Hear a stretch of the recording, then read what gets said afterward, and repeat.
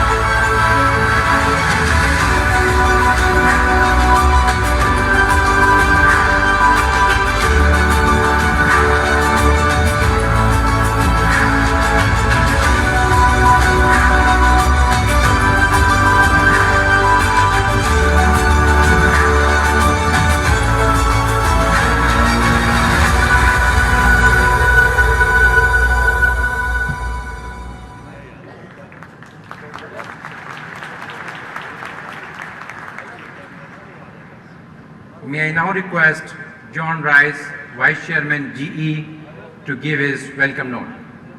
John, please.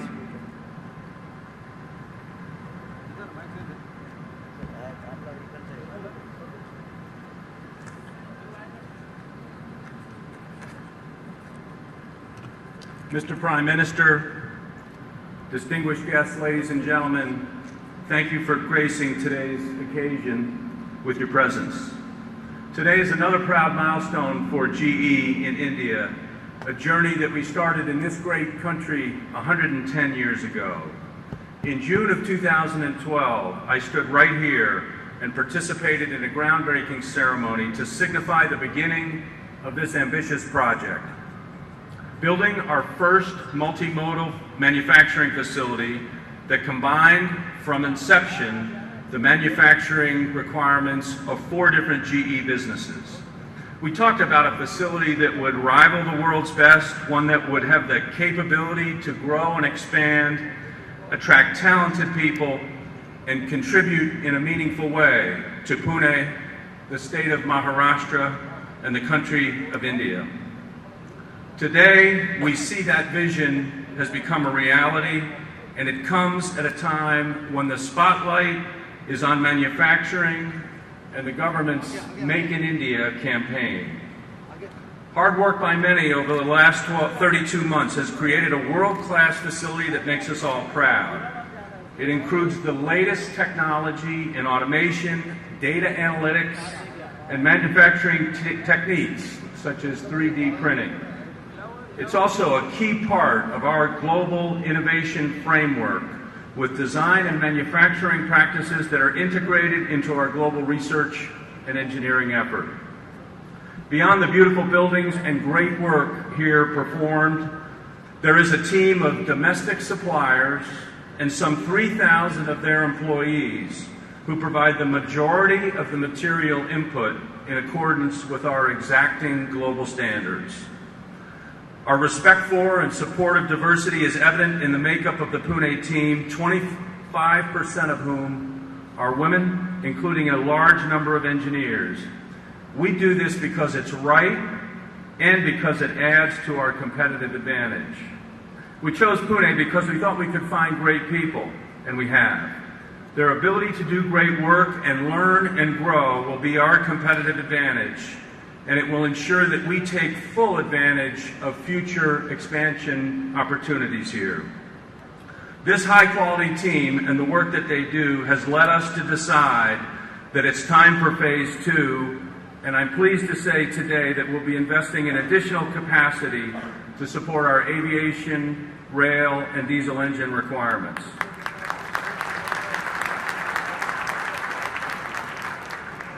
Across India, our 13,000 employees, 40% of whom are in technical positions, are partnering with some of India's leading companies and working hard every day to address critical infrastructure needs here and for the rest of the world. We innovate in healthcare, in aviation, rail, and energy with products and partnerships across India to find affordable local solutions that meet the needs of the people of India and the global community. Mr. Prime Minister, we're thankful to the Government of India, the State of Maharashtra, for the support that we've received. I'm proud of Benmali Agrawala and the GE team for their leadership and hard work that made today possible. And I'd also like to acknowledge our partners and suppliers who work to meet our standards and exceed our expectations. Thank all of you for being part of this day as we celebrate accomplishments and new possibilities for GE in this great country. Thank you.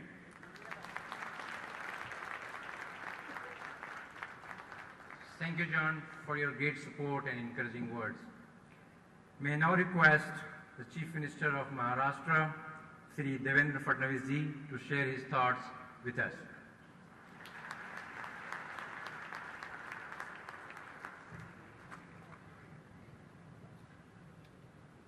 आदरणीय प्रधानमंत्री जी, हमारे राज्यपाल श्री विद्यासागर राव जी, श्री प्रकाश जावड़ेकर जी, Shri Subhash Desai ji, GE के vice chairman Shri John Rice, his excellency ambassador Shri Richard Verma ji, Shri Banmali Agrawal ji, हमारे member of parliament Shri Adhalrao Patil ji, यहाँ उपस्थित सभी महानुभाव मित्रों, at the very outset, I would like to thank Mr. John Rice because I met him at Davos, and Honorable Prime Minister had nominated me to participate in the World Economic Forum. While interacting with Mr. Rice,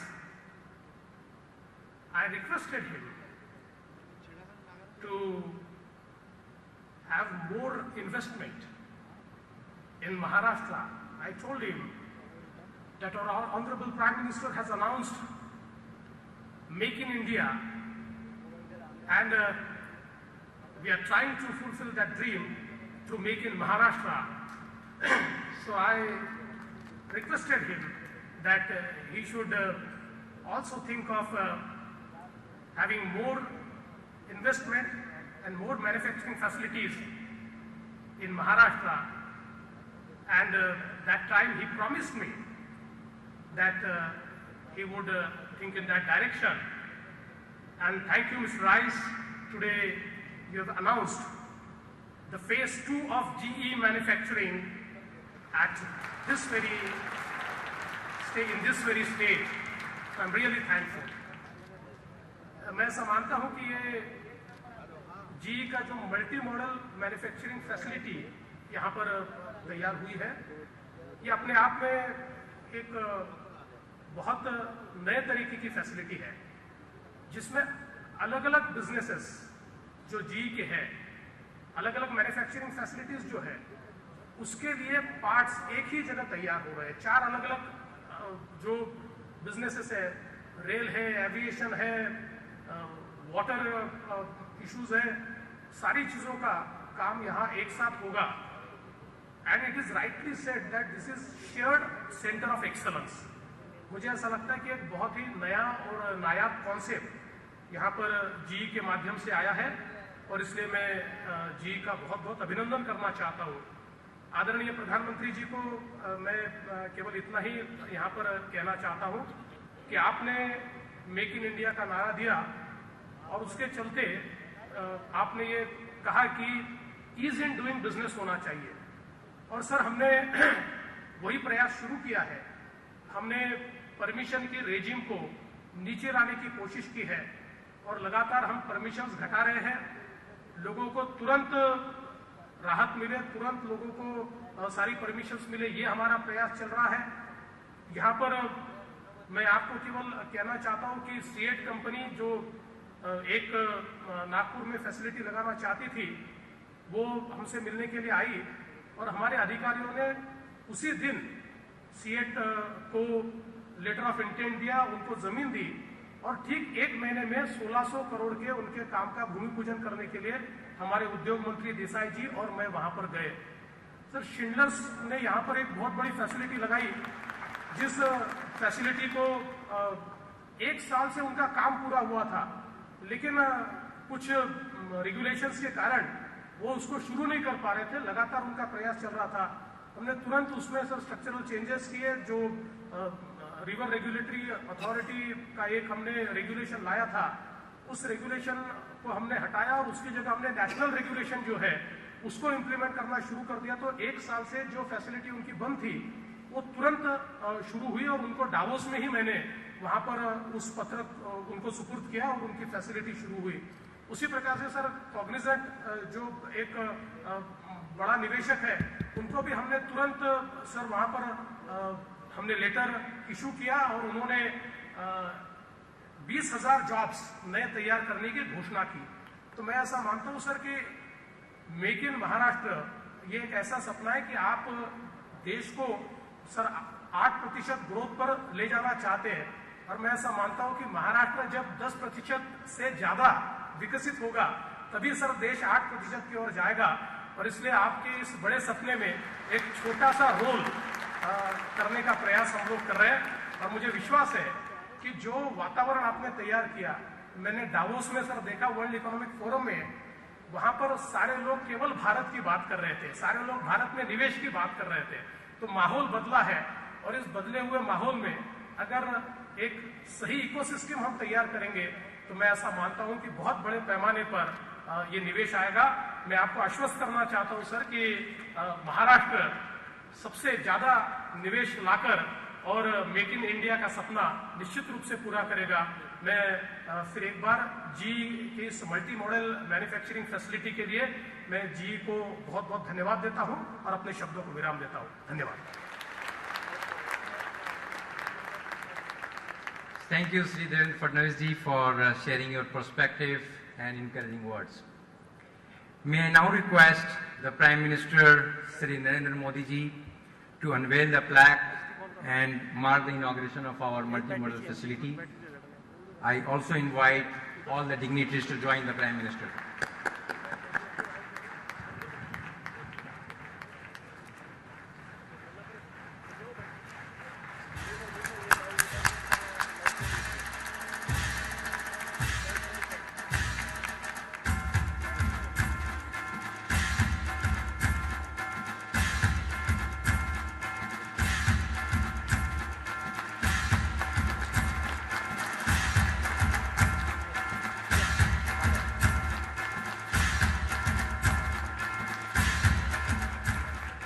We are indeed honored to have the august presence of our Prime Minister, Shri Narendra Modi ji, and we are eagerly waiting to hear his thoughts. May I now request the Prime Minister, Shri Narendra Modi ji, to please address us.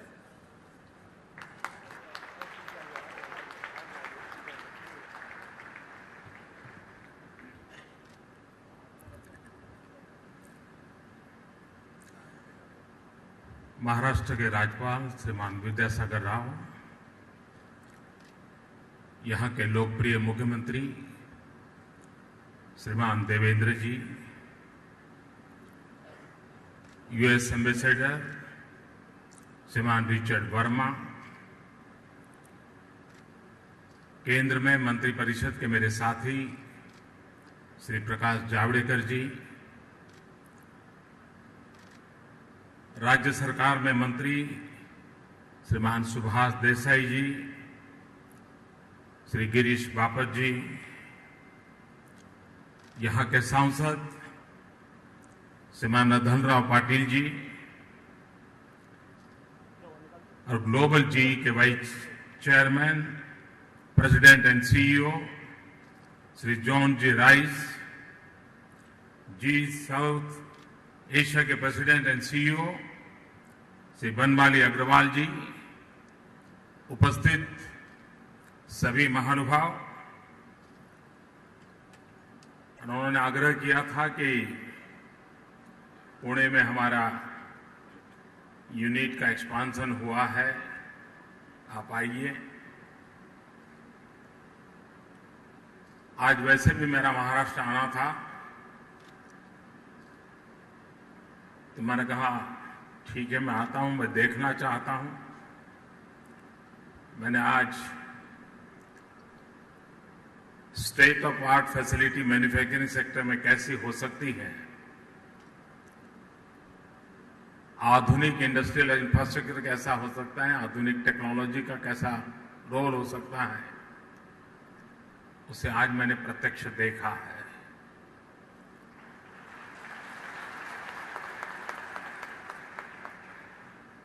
मैं जी को बहुत बहुत बधाई देता हूं। उन्होंने America के बाद भारत में यह सबसे बड़ा प्रोजेक्ट प्रारंभ किया है और आज उन्होंने और अधिक आगे बढ़ने की घोषणा भी की है। मेक इन इंडिया के हमारे मिशन में आपकी ये घोषणा अवश्य एक नई ताकत के रूप में उभरेगी। मैं आपको बहुत बहुत बधाई देता हूं और मैं आपको विश्वास दिलाता हूं कि विकास के क्षेत्र में भारत के नौजवानों को रोजगार देने के क्षेत्र में, औद्योगिक विकास के क्षेत्र में मेरा सबको निमंत्रण है कि आइए, भारत में विकास की अपार संभावनाएं हैं और भारत के विकास में आपका विकास भी जुड़ा हुआ है। और आज ग्लोबल इकोनॉमी के जमाने में, कॉम्पिटिटिव वर्ल्ड के जमाने में, मैं दुनिया के उद्योगकारों को विश्वास दिलाता हूं कि भारत एक ऐसी उर्वरा भूमि है, यहां एक ऐसा टैलेंटेड यूथ है कि आप यहां का मैन्युफैक्चरिंग कॉम्पिटिटिव वर्ल्ड के अंदर पूरी ताकत के साथ आप खड़े रह सकते हैं, आगे बढ़ सकते हैं और अधिक आगे बढ़ने की संभावनाओं को वहां पर शिलान्यास कर सकते हैं। इतनी संभावनाएं इस देश में पड़ी हुई है। पिछले दिनों पूरे विश्व में भारत की तेज गति से हो रहे आर्थिक विकास की चर्चा हुई है। हम लंबे अरसे से सुनते थे कि 21वीं सदी एशिया की सदी, लेकिन बाद में सुई हिंदुस्तान तक पहुंचती नहीं थी, कहीं न कहीं इधर उधर अटक जाती थी। लेकिन पिछले कुछ महीनों में एक के बाद एक जो निर्णय हुए हैं, जो इनिशिएटिव लिए गए हैं, जिस क्लैरिटी के साथ, विजन के साथ हम आगे बढ़ रहे हैं, आज दुनिया जो 21वीं सदी एशिया की सदी सोच रहा है, अब उनकी सुई हिंदुस्तान की तरफ मोड़ चुकी है और मुझे विश्वास है 21वीं सदी एशिया की सदी हो, उसमें भारत की अहम भूमिका होगी, ये मैं साफ देख रहा हूं। मैन्युफैक्चरिंग सेक्टर में हम और अधिक आगे बढ़ना चाहते हैं। अभी अभी भारत की जीडीपी के जो फिगर्स आए हैं 7.4% और दुनिया के गणमान्य आर्थिक जगत के लोगों ने लिखा है कि आज विश्व में सबसे तेज गति से आगे बढ़ने वाली इकोनॉमी है तो वो इकोनॉमी हिंदुस्तान की है।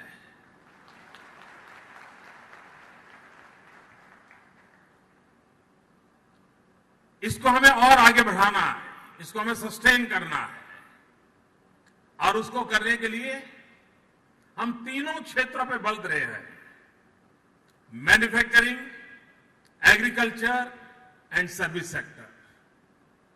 मैन्युफैक्चर में भारत में अपार संभावनाएं पड़ी है।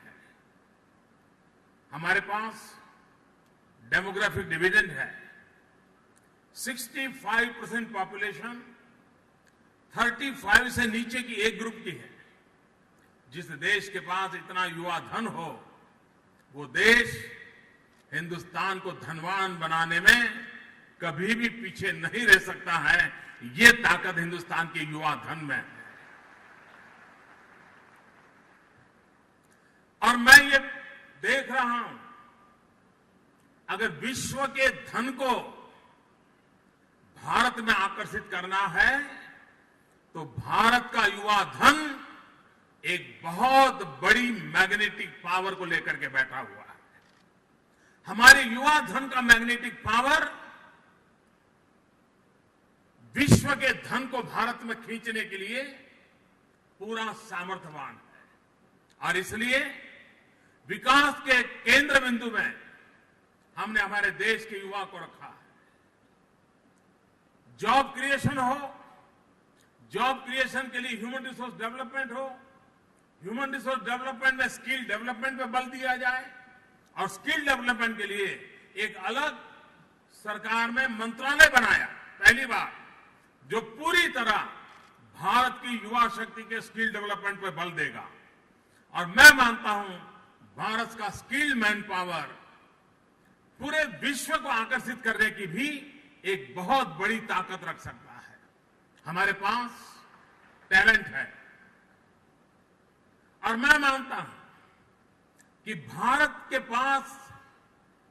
के नौजवानों के पास वो टैलेंट है जो दुनिया की टेक्नोलॉजी को आकर्षित करने की ताकत रखती है। दुनिया इस बात को जानकर के हैरान हो गया। एक हॉलीवुड की फिल्म बनाने में जितना खर्चा लगता है, उससे कम खर्चे में हिंदुस्तान के युवा टैलेंट ने मार्स ऑर्बिट पर हमारा मंगलयान भेजा। हॉलीवुड फिल्म से भी कम खर्चे में। दुनिया ये जानकर के हैरान हो गई और ये हमारे टैलेंट के नतीजे हैं। इस टैलेंट के आधार पर हम विश्व को, इस टैलेंट और उनकी टेक्नोलॉजी, इन दोनों का मिलन हो जाए तो विन विन सिचुएशन बनेगी और हम नए मिरेकल को प्राप्त कर सकते हैं और उस दिशा में हम बल देना चाहते हैं। कभी कभार शासन के निर्णय जब स्पष्ट होते हैं और दुनिया में कोई भी व्यक्ति भरोसा कर सकता है, प्रिडिक्टेबल हो, तो विश्वास करेगा। हमारी कोशिश रही है कि हमारी व्यवस्थाओं के संबंध में, हमारे कानूनों के संबंध में, हमारी योजनाओं के संबंध में प्रेडिक्टेबिलिटी होनी चाहिए। तब जाकर के कोई भी भरोसा करेगा, हां भाई हिंदुस्तान के पास सब है, ये अब सरकार की सुविधाएं हैं, हम पहुंचेंगे। पिछले दिनों में मेक इन इंडिया के तहत काफी कदम उठाए हैं। अभी देवेंद्र जी बता रहे थे, ईज ऑफ डूइंग बिजनेस के लिए अकेले महाराष्ट्र ने जो इनिशिएटिव लिए हैं, हिंदुस्तान के कई राज्यों को वो प्रेरणा देने वाले हैं।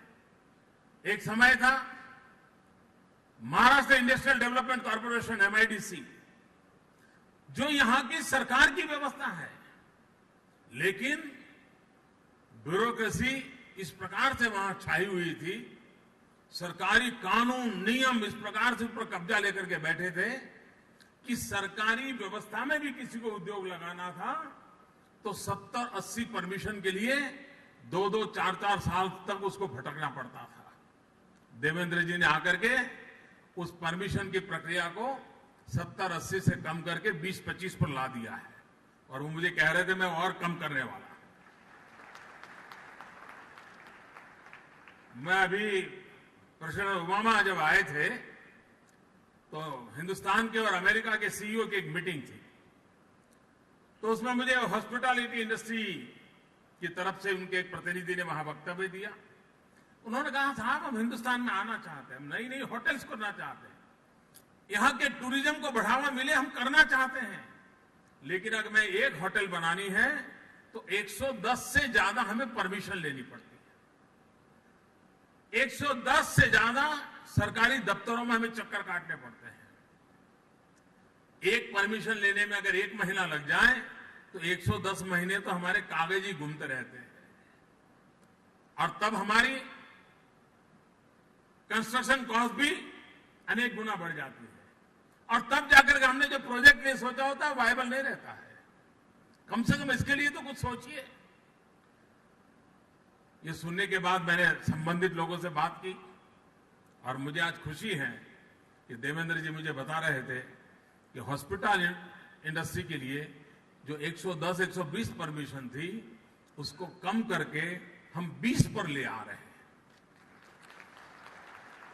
गुड गवर्नेंस ये डेवलपमेंट की गारंटी होता है। ईज ऑफ डूइंग बिजनेस किसी को भी आगे बढ़ने के लिए अवसर देता है, और भारत को नई ऊंचाइयों पर ले जाने के लिए हम उस पर बल देना चाहते हैं। आने वाले दिनों में औद्योगिक विकास में हम नई ऊंचाइयों को पार करें। जी के मित्र, मैं भी पूछ देख रहा था, मैंने उनसे कहा कि हमारे यहां विकास की कल्पना जल, थल और नभ तीनों को लेकर के होती है। हमने कहा आप थल में तो है, नभ में भी है, लेकिन जल में नजर नहीं आ रहे। भारत में शिप बिल्डिंग इंडस्ट्री की बहुत बड़ी संभावनाएं पड़ी है। इतना बड़ा समुद्री तट है, स्टील मैन्युफैक्चरिंग होता है, विपुल मात्रा में स्किल्ड मैन पावर है। अगर हम शिपिंग के इंजन बनाने की दिशा में अगर तेज गति से आगे बढ़ते हैं तो शिप बिल्डिंग की भी संभावनाएं बनती हैं, और अगर हमारे समुद्र तट के सभी राज्यों के नौजवानों को रोजगार की नई ताकत मिलती है। और दूसरा मैंने इनसे कहा है कि आप यहां पर से कंपोनेंट बनाते हैं, पार्ट बनाते हैं, और फाइनल प्रोडक्ट बाहर बनता है। अब भारत डिफेंस के क्षेत्र में बहुत बड़ी ताकत से आगे बढ़ना चाहता है। डिफेंस मैन्युफैक्चरिंग की बहुत संभावना है हमारे यहां। भारत स्वयं में अपने आप में एक बहुत बड़ा बायर है, लेकिन at the same time third world countries को हम बहुत कम दाम में डिफेंस इक्विपमेंट एक्सपोर्ट कर सकते हैं। ये जो संभावनाएं है उसको लेकर के भारत सरकार ने इनिशिएटिव लिया है। डिफेंस मैन्युफैक्चरिंग में 49% FDI के लिए हमने निर्णय किया है। जी के पास वो संभावनाएं पड़ी हैं, वो उसमें आगे आए, और भी डिफेंस के क्षेत्र में काम करने वाले लोगों को हम लाना चाहते हैं। पुणे एक प्रकार से एजुकेशन का भी हब बना हुआ है। वहां के इंजीनियरिंग कॉलेज में डिफेंस रिलेटेड इंजीनियरिंग के कोर्सेज शुरू हो, ताकि अच्छा मैन पावर तैयार हो, डिफेंस मैन्युफैक्चरिंग के लोग पुणे के आसपास आए, और यहां की जो इंजीनियरिंग कैपेबिलिटी है, इन दिनों एक प्रकार से पुणे डेट्रॉइट ऑफ इंडिया के रूप में उभर रहा है। वहां इंजीनियरिंग कैपेसिटी है। इसको हम किस प्रकार से आगे बढ़ाएं, और ये अगर हम आगे बढ़ाते हैं तो आने वाले दिनों में मुझे विश्वास है कि हम डिफेंस के क्षेत्र में भी बहुत आगे बढ़ सकते हैं। रेलवे, यहां लोकोमोटिव का काम हो रहा है, लेकिन हम चाहते हैं कि भारत रेलवे में सेल्फ सफिशिएंट बने, हमारी रेलवे टेक्नोलॉजी में हम अपग्रेड हो, हम रेलवे को विस्तार भी करें, रेलवे की स्पीड भी बढ़ाएं, और रेलवे सिर्फ यातायात का साधन नहीं, रेलवे भारत की इकोनॉमी का ड्राइविंग फोर्स बन सकती है। उस रूप में रेलवे इंफ्रास्ट्रक्चर को ले जाया जा सकता है। उसके मैन्युफैक्चरिंग के लिए भी बहुत सारी संभावनाएं पड़ी हैं। उसको भी बल देने का प्रयास हम करना चाहते हैं, और मैं ये विश्वास से कहता हूं कि भारत आने वाले दिनों में अपनी युवा शक्ति के बल पर, टैलेंटेड मैन पावर के बल पर, मैक्सिमम रिसोर्स का ऑप्टिमम यूटिलाइजेशन के माध्यम से हम हमारी इकोनॉमी को एक नई ऊंचाइयों पर ले जाना चाहते हैं। और मुझे विश्वास है, चाहे इंफ्रास्ट्रक्चर का क्षेत्र हो, चाहे मैन्युफैक्चरिंग का क्षेत्र, हम फेज 2 पर पहुंचना चाहेंगे और ग्लोबल कॉम्पिटिटिवनेस में हम आगे बढ़ पाएं, उस दिशा में जाएंगे तो भारत का नौजवान विश्व में आर्थिक विकास की दुनिया में अपनी एक अहम भूमिका निभा सकता है। और उस काम के लिए भारत बहुत तेजी से आगे बढ़ना चाहता है।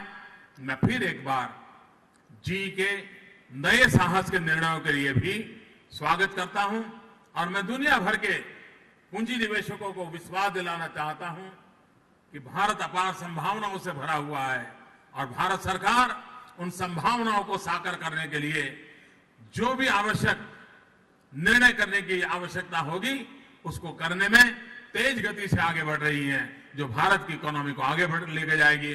मैं फिर एक बार, मुझे यहां बुलाने पर मैं आपका बहुत बहुत धन्यवाद करता हूं, और मेरी आप सबको बहुत बहुत शुभकामनाएं हैं। धन्यवाद।